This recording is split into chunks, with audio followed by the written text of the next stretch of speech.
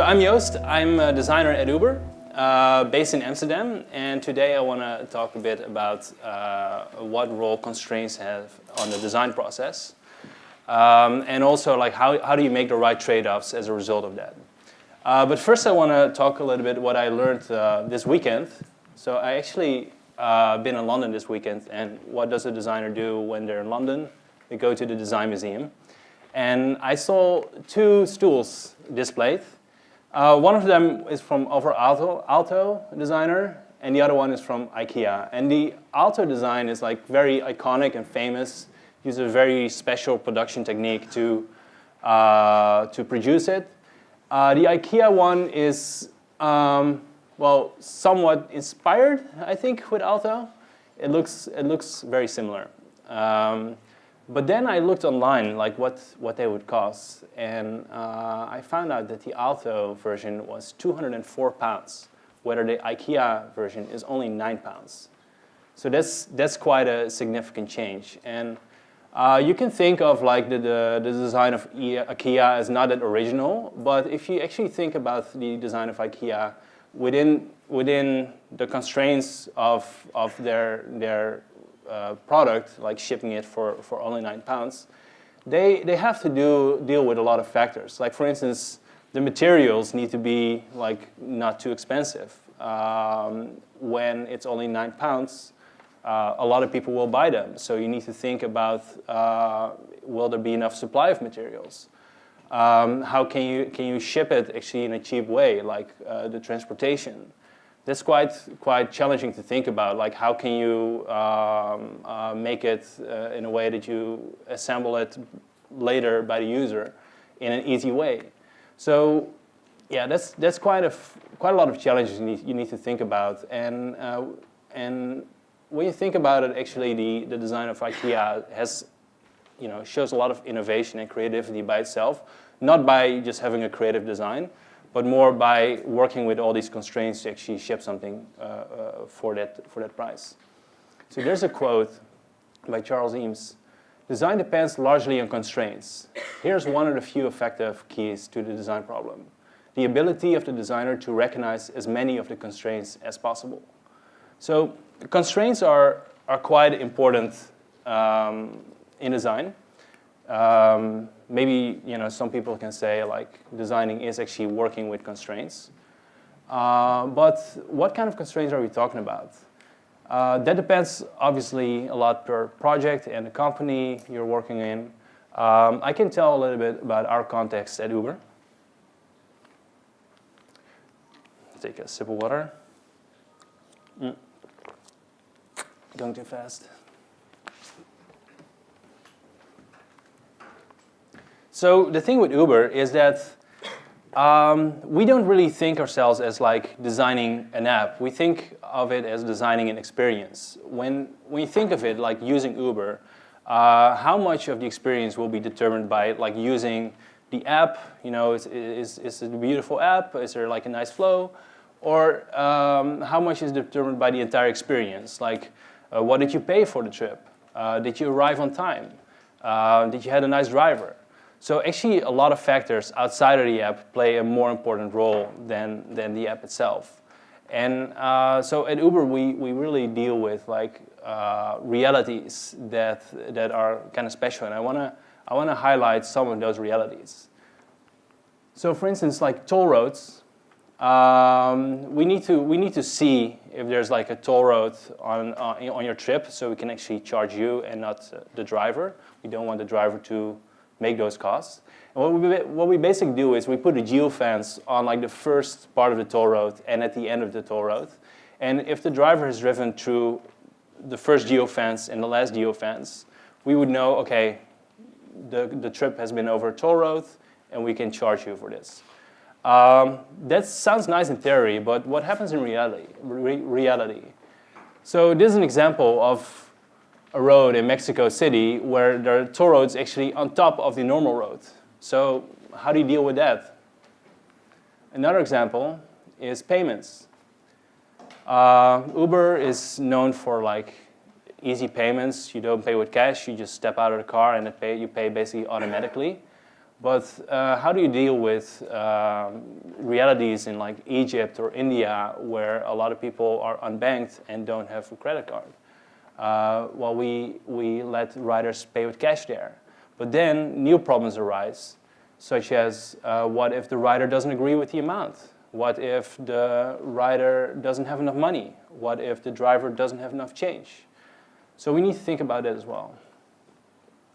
Another example is, you might know, like a lot of drivers are using Google Waze or Google Maps to navigate. And they do that on top of the Uber app. So the Uber app still needs to be running to see actually where you're driving.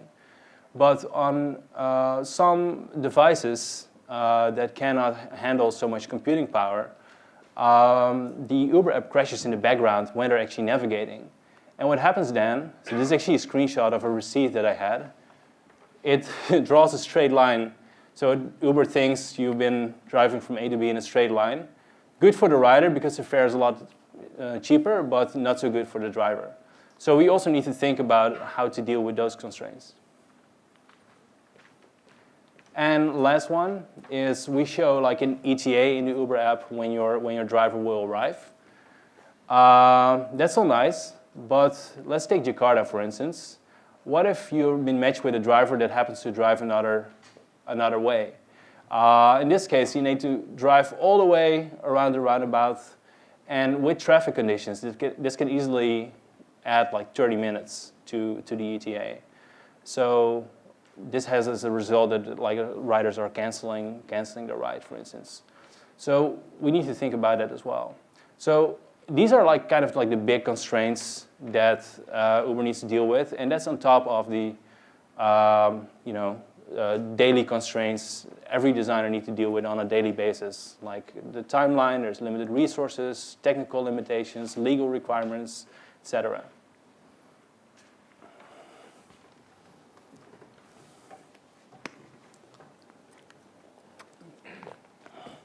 So I want to talk about an example of a project we did. It's about the pickup experience. And the pickup experience for Uber is quite challenging because there's a lot of things that can actually go wrong. Like the rider needs to identify the driver and the car. The driver needs to identify the rider. But the rider might be on a wrong position of the road or in a hard-to-reach area. The rider might have walked away from the pickup destination. The pin can be placed on the wrong position, and this happens a lot in places where GPS is not as reliable. So there's like a lot of challenges there, and it happens a lot that like the pickup doesn't really go as well. And there's hundreds of solutions that we can think of this, but one of the things we were thinking about, what if the rider has a way to actually send a little bit of context, information towards the driver about where they are. So they can send maybe like a photo or a text message or an audio note to the driver to actually tell them, okay, I'm actually standing here. What we came up with as a first version, and this is a couple years ago, it was pickup notes. So the rider in the rider app could like set their destination and their pickup location, but they also could say like, I'm standing in front of McDonald's, or I'm having a blue shirt, or something like that. So the driver, when they're stationary, they could see where the rider is, but also some additional information. And in a way, you can think of this as a compromise, because we're actually making the experience a little bit harder to request, because there's like more effort you need to put in before you can actually request a ride. But why we choosing for this direction is basically we made the experience of requesting maybe a little bit harder, but the actual experience would be better because the driver can more easily find you. So what is a compromise?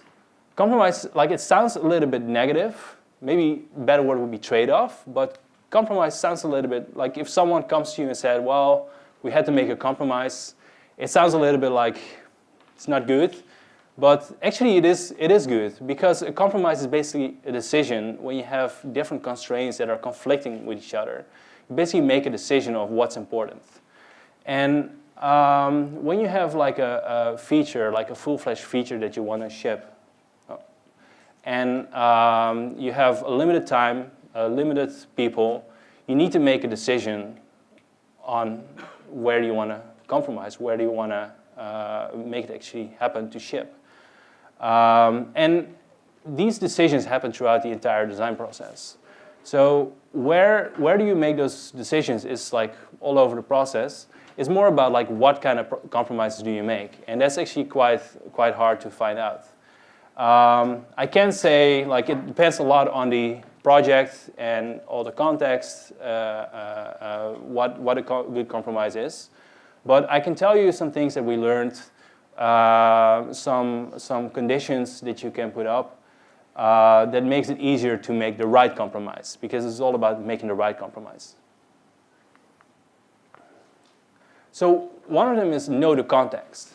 Apart from just understanding the problem, understand the context that the solution needs to be a part of.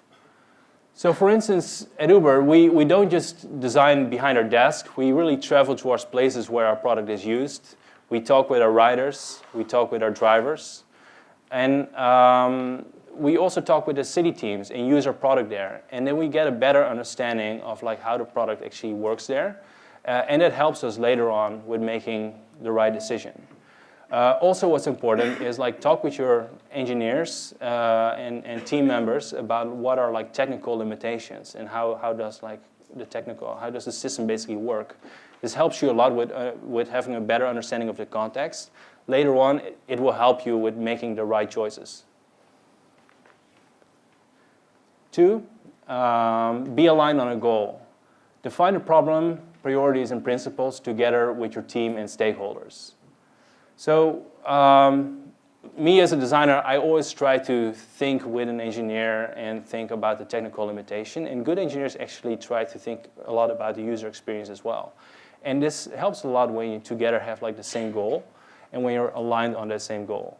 So if you actually make sure your whole team and also your stakeholders have the same goal and principles, this helps you later on when you actually need to make a decision to go back to this and say like, hey, we had this goal, and based on these goals and these principles, this is the right decision to make. So this helps a lot. And third, the last one, is define the ideal product. Create a vision of what an ideal product could be without too many constraints. Be careful to not make compromises too fast.